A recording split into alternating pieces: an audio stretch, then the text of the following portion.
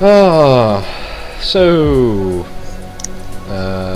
I guess welcome to Shadowrun San Francisco Week 1.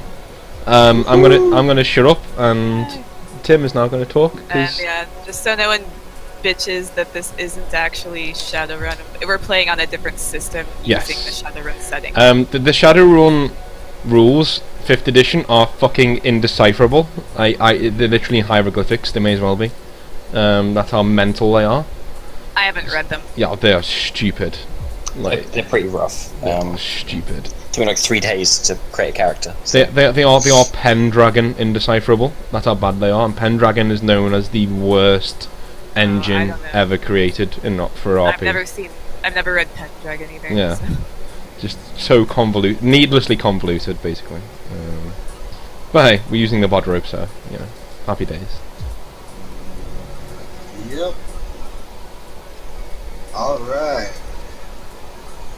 So, I wanted everybody to kind of introduce their characters for each other, if each other hasn't read it, and for the audience.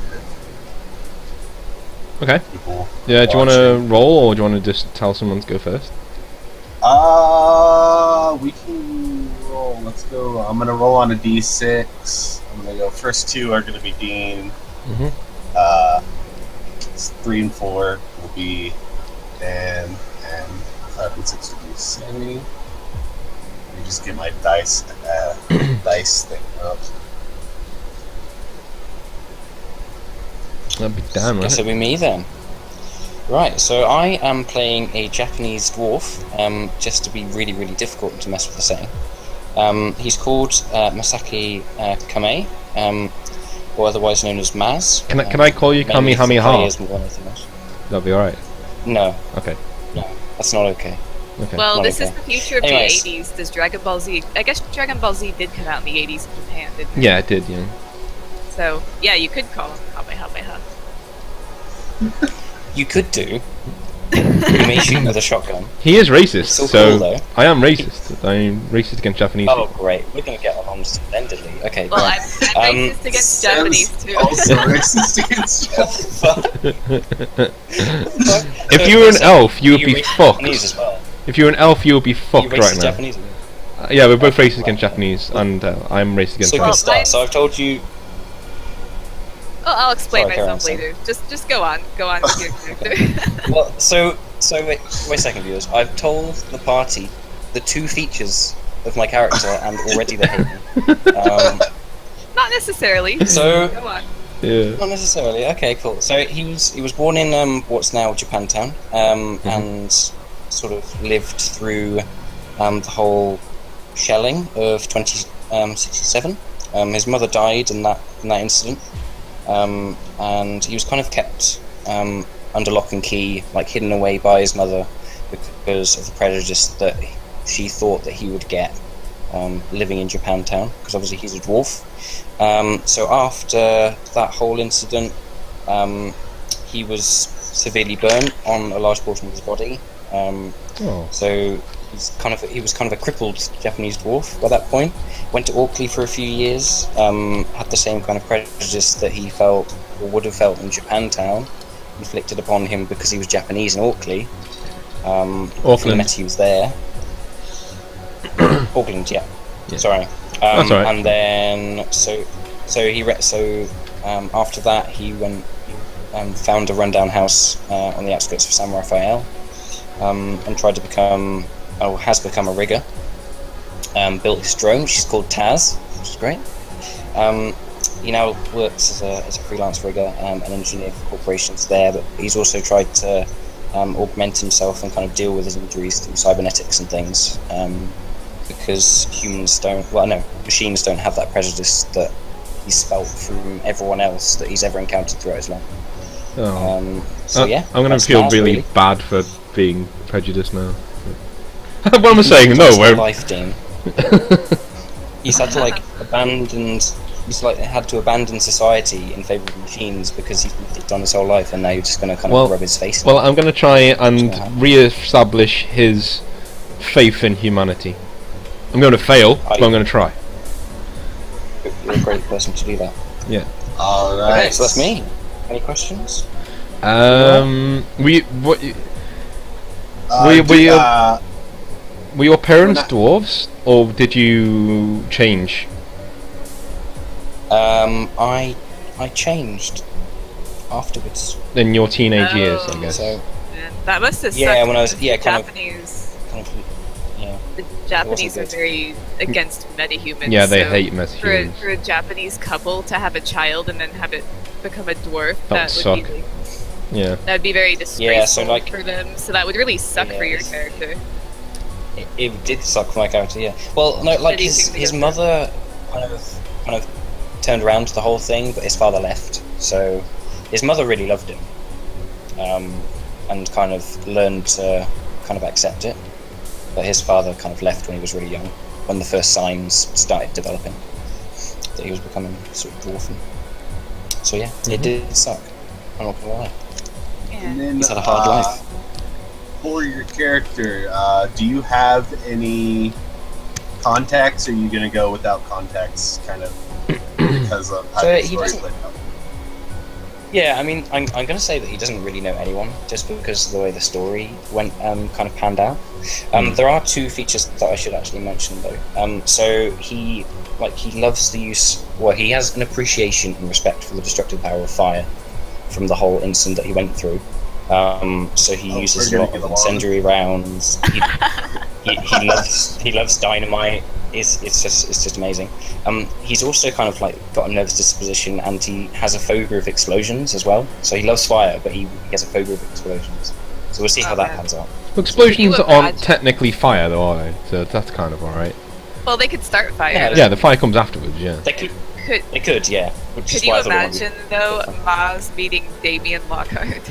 God, That would I be- don't want to It's imagine great. that.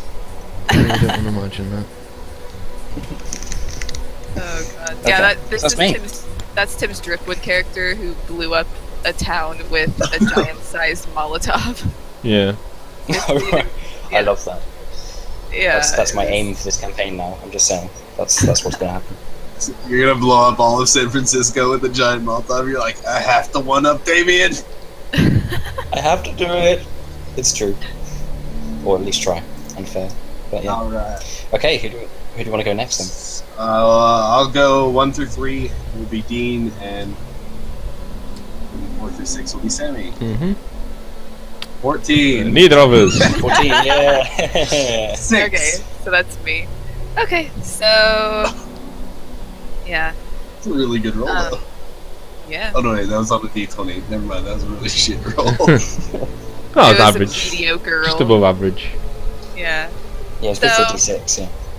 Yeah, I thought you were talking about the D6. So yeah, Pixel is like. Let me just pull up my bio. So she's been on her own since she was 16. She left her parents' home due to some things that only I and the GM know about. Mhm. Yeah. So, you know, she's always been really into technology, and she's a decker. And so, about a year after she left her home, she joined up with a small group of other aspiring Shadowrunners, and they were based in South San Francisco. So, they were all kind of like, their purpose was basically to fight those who inflicted injustice on metahumans, you know, like dwarves, you know, orcs, all that. And so, you know, they were really committed and passionate about their cause, but they kind of sucked at doing it. Like, instead of fighting the injustices, they basically just caused minor inconveniences to the people who, you know, were biased against metahumans. So they were basically like if you've seen South Park, they're basically the Professor Chaos of Shadowrunners. Mm-hmm. So, yeah, just really don't know what they're doing. And so, you know, it went on that way for a few years, and Pixel was just kind of like, okay, are we going to get serious? You know, kind of like, it's what I think of the equivalent of starting a band and no one shows up to practice or learns the songs, or, you know, but you're actually serious about it and no one else is. So that's kind of how she felt. So she started talking to this dude on the cyber. I keep saying cyber lane. Dean has ruined me forever with the cyber lane. The Matrix. She started talking to this dude on the Matrix, and got the impression that he knew what he was doing, and he needed some help with some technical things, which she was really good at. But he seemed like a professional, whereas she wasn't. So they decided to meet up. So that's Damocles, by the way. He flew out to San Francisco. They now have an apartment on the Bobbing City. And he's basically like teaching her the ways of shadow running. And, she's helping him with all his tech bullshit. And yeah, she also has a drone because drones are adorable. His name is Pluto. And Hey. yeah. And that is about it. She's kind of really excited about Shadowrunning, doesn't know what she's doing, a little bit chaotic and really optimistic about it. So, she has no idea what she's doing, but she's really stoked on it. And then you have the people who were in your kind of group that you just talked about. Those are your contacts, correct? Yes, I have 3 contacts. What the fucking useless people who don't know? What? Yeah, I mean they have their specialties. Like I make tea. No. Here, I'll tell you what they are. Okay. Maybe we should save this for the session, because I think that's something that Damocles would definitely be talking to you about. Okay. Like, who the fuck are these idiots and why are they in my house, kind of thing. But are they in the house? They have be. their own place in South San Francisco, which is kind of far. Okay, South San Francisco is where the airport is. Yeah. And the Bobbing City is It's on the in bay. The bay. Yeah. So Well, they're a little a ways away. Yeah, So, it's in the bay. Yeah, it's on the. Well, yeah, it's out in the bay. Yeah. It's Yeah, not they could get to our house, but they're not gonna be around there all the time. They got their own place. Mm. I basically left them, and yeah, they probably were kind of disappointed by that, but had to do what I had to do. Get serious. Mm-hmm. All right. So let's go with Dean now. So Okay. introduce- I am that professional that Sam mentioned. Basically, out of the characters that we have, mine's probably actually no, he has been shadowrunning for the longest, and he's sort of a jaded. He's the jaded hero, so he's already had adventures in the UK basically, and he's quite well known to the scene over there, especially in the north of England, the Mersey Sprawl, which is a creation of my friend of mine, John's. Basically, he grew up in Liverpool Central, which is the central part of the Mersey Sprawl. I'll put it on so people can see it on the recording. His real name is Denton Fawkes, and yes, he was actually born in London, but raised in Liverpool Central. So basically, he grew up on the streets there, and eventually just fell into the shadows. He was basically, he had no other skills. He was an extremely good shot, learned most of what he knew from the streets, basically. And started working for a man called Jason Keane, who's an arms dealer from Dublin, who worked on the Albert Dock, which is, I think Sam saw it when she was here. There's a dockland, but in Shadowrun, that dockland has stuff built on it, like piers and stuff, which people live on. And so for a couple of years, he was with Keane and his Lord Street Saints, which Lord Street is the main street in Liverpool that runs from the bottom to the top of it. And he raided, rival munitions convoys, supply dumps, and things like that, and gained more and more of a reputation, basically. He became their most prized operative until an American company, a munitions company by the name of Ares, came to the UK to make it an outpost, or to make to at least get a footing there, and they hired Denton to basically change the landscape of Liverpool. They bankrolled his team in Great Britain, and they took jobs that were frequently beyond the normal remit of a Shadowrunner, so they had corporate backing. Eventually, he ran afoul of a group called the League of Rats, which was a shamanistic group below Liverpool itself, worshipping an entity called the Rat King, who is a very horrid figure in Shadowrun, who appears in certain games and certain campaign settings. And he basically had a situation there that scarred him pretty much for life, in that it was a battle to the death, and he saw horrid things in the war with the League of Rats, but in the end he went down with his team into the sewers of Liverpool, which are not nice even in real life, but in Shadowrun they're especially not very nice. He went down there and fought the Rat Kings, he fought the League of Rats, basically, the shamans down there, saw unspeakable horrors, and then found the Rat King himself, which proceeded to murder his entire team. He just about got out of there, but before he'd even gone in, he'd had petrol poured into the place and prepped it to be firebombed should the worst happen, and he set off basically the chain of events that would firebomb everything down there, men, women, children, everyone, and the Rat King as well. And he just about got out of there, but his left arm was blown off in the ensuing explosion. Since then, he was pretty jaded with the whole scene in Liverpool. After that, like, everything lost its savour and its taste to him. Like, he wasn't really enjoying it anymore. Like, he was still haunted by being in the same place that this Rat King was. And so when he got into contact with Pixel on the Matrix, he jumped at the chance to come to the US and start shadowrunning over there. He's got a clean slate. He's on his own. He's got no baggage to speak of. So yeah, he has his cybernetic arm, and he's a crack shot. He's basically the tactical. He's the tactical leader, alright? So he's always on high ground. He's always analysing situations. He stays back and he dictates the fire team. That's what he does. He literally he's on an elevated position further back, and he tells you what's going on, and he tells you the best course of action, and it's up to you whether you want to take his advice or not. But yeah, that's basically Denton.